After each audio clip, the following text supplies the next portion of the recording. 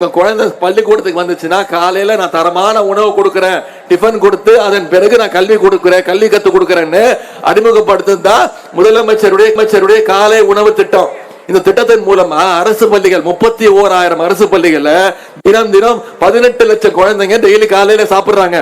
சாப்பிட்டுட்டு அதுக்கு பிறகுதான் கல்வி. அதே மாதிரி இன்னொரு திட்டம், நீங்க எல்லாம் மகளிர் வந்திருக்கீங்கல்ல, அதான் எதிர்பார்த்துட்டு வந்திருக்கீங்க தெரியும் எனக்கு, உங்க மைண்ட் வாய்ஸ் நல்லா கேக்குது. கலைஞர் மகளிர் உரிமை தொகை திட்டம் தலைவர் அறிவிச்சாருமா, சென்ற தேர்தலில் வாக்குறுதி கொடுத்தாரு. தகுதியுள்ள இல்லத்தரசிகள் அனைவருக்கும் மாசம் 1000 ரூபாய் கலைஞர் மகளிர் உரிமை தொகை கொடுப்போம்னு சொன்னார். கடும் நிதி நெருக்கடிமா, அதுலயும் கொடுத்தாரா இல்லையா? போன செப்டம்பர் மாசம் 15ஆம் தேதியில இருந்து இந்த மாசம் வரைக்கும் 15ஆம் தேதி, இந்த மாசம் 15ஆம் தேதி வந்துடும், நாளைக்கு வந்துடும், கவலைப்படாதீங்க.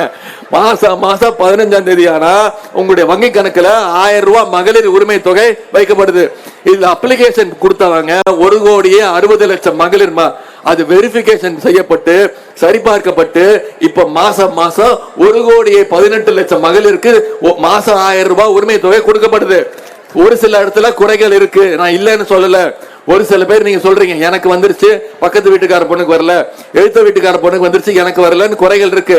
அது சரி செய்யப்பட்டு நான் வாக்குறுதி கொடுக்கிறேன். தேர்தல் நேரம், ஏன்னா நான் தான் அதுக்கு பொறுப்பு அமைச்சர், நிதி அமைச்சர் நான் தான் பொறுப்பு அமைச்சர்கள். நான் கண்டிப்பா வாக்குறுதி கொடுக்கிறேமா, ஒரு 5-6 மாதங்களா அதெல்லாம் சரி செய்யப்பட்டு வெரிபிகேஷன் செய்யப்பட்டு கண்டிப்பாக 100% நம்முடைய முதலமைச்சருடைய உத்தரவின் பேரில் தகுதியுள்ள அனைத்து இல்லத்தரசிகளுக்கும் மாதம் 1000 ரூபாய் உரிமை தொகை கண்டிப்பாக வழங்கப்படும். இதெல்லாம் செய்வார்னு நம்பிக்கை.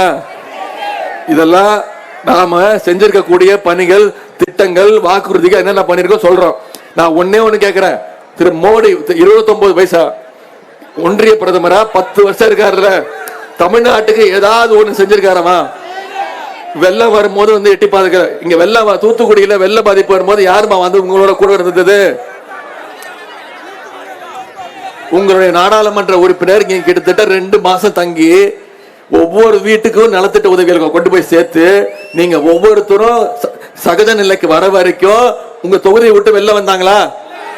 அதே மாதிரி முதலமைச்சர் கடந்த டிசம்பர் மாசம் உங்களுக்கு தெரியும், தூத்துக்குடி திருநெல்வேலியில மிகப்பெரிய மழை, கிட்டத்தட்ட மொத்த 2 மாவட்டமே மூழ்கி இருந்துச்சு. இன்னும் சொல்ல போனா மாவட்டத்துக்குள்ளேயே வர முடியாத அளவுக்கு பாலங்கள், தெருக்கள், ரோடு எல்லாம் அடிச்சுட்டு போயிடுச்சு. இருந்தாலும் வந்தோம். அப்ப முதலமைச்சர் அவர்கள் கிட்டத்தட்ட 10 அமைச்சர்களை தூத்துக்குடிக்கு பொறுப்பு அமைச்சரா போட்டாங்க. ஒவ்வொரு இடத்துக்கும் ஒவ்வொரு பகுதிக்கும் ஒரு அமைச்சர் பொறுப்புன்னு. அப்போ உங்களுடைய வேட்பாளர் கனிமொழி அவர்களும் நான் உட்பட பல அமைச்சர்களும், மாவட்ட செயலாளர், அமைச்சர், பொறுப்பு அமைச்சர் அத்தனை பேருமே தூத்துக்குடி நிலையில தான் இருந்தோம். நம்முடைய முதலமைச்சர் அவர்களே நேரில் வந்து தூத்துக்குடிக்கு வந்து தூத்துக்குடி மாவட்ட மக்களுக்கு பல்வேறு நிவாரண உதவிகளை வழங்கினாங்க. மாவட்டத்தில் கிட்டத்தட்ட 300 இடங்கள்ல உடைப்பு ஏற்பட்டது, சாலை உடைப்பு. அந்த உடனே சரி செய்ய 213 கோடி ரூபாய் ஒதுக்கீடு செஞ்சு அந்த உடைப்புகள்லாம் சரி செய்யப்பட்டன. வெள்ளத்தால் உயிரிழந்த 58 பேருடைய குடும்பங்களுக்கு உடனடியாக நிவாரணமாக 5 லட்சம் ரூபாய் வீதம் மொத்த ரூபாய் 3 கோடி ரூபாய் வழங்கப்பட்டது. நிவாரண நிதி வழங்கினது யாருமா? தமிழ்நாடு அரசு, நம்முடைய முதலமைச்சர் வழங்கினாங்க. ஒன்றிய அரசு ஒத்த பைசா கொடுத்துச்சா? கொடுக்கவே இல்லை, ஒரு பைசா கூட கொடுக்கல. வெள்ளத்தால் உயிரிழந்த கால்நடைகளோட உரிமையாளர்களுக்கு 35 கோடி ரூபாய் நிவாரணம் வழங்கப்பட்டது. கொடுத்தது யாரு? நம்முடைய தலைவர் முதலமைச்சர் கொடுத்தாரு. திராவிட மாடல் அரசு கொடுத்துச்சு. ஒன்றிய அரசு கொடுத்துச்சா? ஒத்த பைசா கொடுக்கல. அதே வெள்ளத்தால் பெரிய அளவில் பாதிக்கப்பட்ட 6,40,000 குடும்பங்களுக்கு தலா 6,000 வீதம் சுமார் 385 கோடி ரூபாய் நிவாரணம் வழங்கப்பட்டது. கொடுத்தது யாருமா? நம்முடைய முதலமைச்சர் கொடுத்தாரு. மோடி 29 பைசா கொடுத்தாரா? அதே மாதிரி முழுதும் சேதமடைந்த வீடுகளுக்கு 4 லட்சம் ரூபாயும், பகுதியாக சேதமடைந்த வீடுகளை பழுது நீக்கம் செய்ய 2 லட்சம் ரூபாய் நிதி ஒதுக்க செய்யப்பட்டது. கொடுத்தது யாரு? நம்முடைய முதலமைச்சர். 29 பைசா கொடுத்தாரா? ஒத்த பைசா கொடுக்கல. அதே மாதிரி வெள்ளத்தால் பாதிக்கப்பட்ட உப்பள தொழிலாளர்களுக்கு தலா 3000 ரூபாய் உதவித்தொகை வழங்கப்பட்டது. பெருவெள்ளத்தினால் சேதமடைந்த சாலைகளை நிரந்தரமாக சரி செய்வதற்கு 345 கோடி நிதி ஒதுக்கப்பட்டு பணிகள் நடைபெற்றன. வெள்ளத்தால் சேதமடைந்த மீன்பிடி படகுகள், வலைகள், இயந்திரம் மற்றும் மீன் பண்ணைகளுக்கு நிவாரண தொகையாக 275 கோடி ரூபாய் வழங்கப்பட்டது.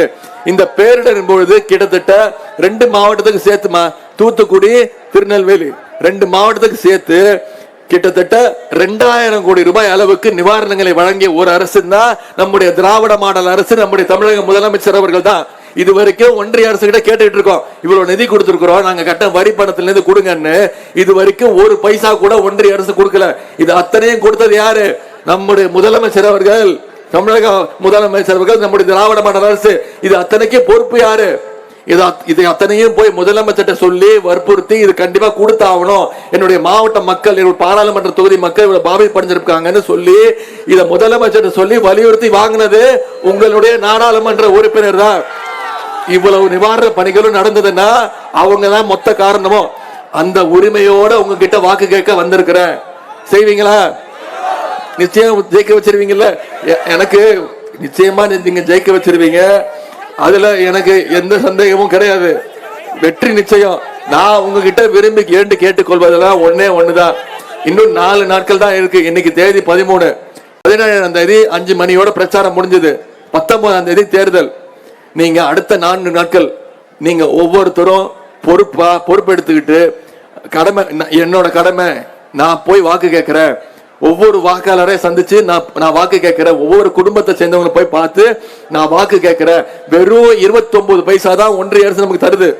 அதை வச்சுக்கிட்டே நம்முடைய தலைவர் அவர்கள் இவ்வளவு தேர்தல் வாக்குறுதியோ இவ்வளவு நலத்திட்ட உதவி செய்யறாருல்ல. ஆனா நம்முடைய நல்ல பிரதமர் நம்முடைய மாநில உரிமைகளை, நிதி உரிமையை நம்ம தமிழ்நாட்டுக்கு இன்னும் அதிகமான நிதியை ஒதுக்கக்கூடிய ஒரு நல்ல பிரதமர் அமைஞ்சாருன்னா நம்முடைய முதலமைச்சர் இன்னும் நல்ல பல திட்டங்களை கொடுப்பாரா மாட்டாரா? அதுக்கு அந்த வெற்றி உங்க கையில தான் இருக்கு. ஜூன் 3ஆம் தேதி யார பிறந்த நாள்? முத்தமிழறிஞர் டாக்டர் கலைஞருடைய எத்தனாவது பிறந்த நாள்? நூற்றாண்டு கண்ட ஒரே தலைவர் நம்முடைய கலைஞர் அவர்கள். நூற்றாண்டு கடந்து அவருடைய புகழ் வாழ்ந்துட்டு இருக்குன்னா இந்தியாவில் உலகத்திலே ஒரே தலைவர் டாக்டர் கலைஞர் தான். அவருடைய பிறந்த நாள் பரிசாக சென்ற 2021 39 தொகுதி ஜெயிச்சோம். இந்த முறை கலைஞருடைய பிறந்த நாள் பரிசாக 4ஆம் தேதி வாக்கு எண்ணிக்கை, ஜூன் 3 தலைவர் கலைஞருடைய 101வது பிறந்த நாள். 40க்கு 40 தொகுதி ஜெயிச்சு அதுல நான் உங்களை வேண்டி கேட்டுக்கொள்வது, தமிழ்நாட்டிலேயே அதிகமான வித்தியாசத்துல இந்த தூத்துக்குடியில தான் நம்ம ஜெயிச்சாகணும். ஏன்னு உங்களுக்கு தெரியும். ஏன்னா இங்க வேட்பாளர் யாரு? கலைஞர் தான் வேட்பாளர்.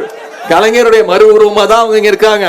இந்த தொகுதிக்கு அவ்வளவு செஞ்சிருக்கிறாங்க. இந்த தொகுதி முழுக்க எனக்கு தெரிஞ்சு ஒருத்தருடைய வீட்டுக்கும் வந்திருக்கிற ஒரே வேட்பாளர்னா ஒரே நாடாளுமன்ற உறுப்பினர் தான் நம்முடைய வேட்பாளர் தான். உங்களுக்கு தெரியும், நான் சொல்ல தேவையில்லை.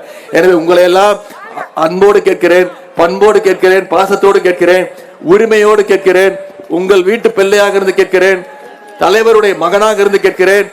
இன்னும் பெருமையா பூரிப்பா சொல்லணும்னா முத்தமிழ் டாக்டர் கலைஞருடைய பேரனாக இருந்து கேட்கிறேன். ஆதரிப்பீர். உதயசூரியன். உங்களுடைய அன்புக்கும் வரவேற்புக்கும் நன்றி நன்றி நன்றி.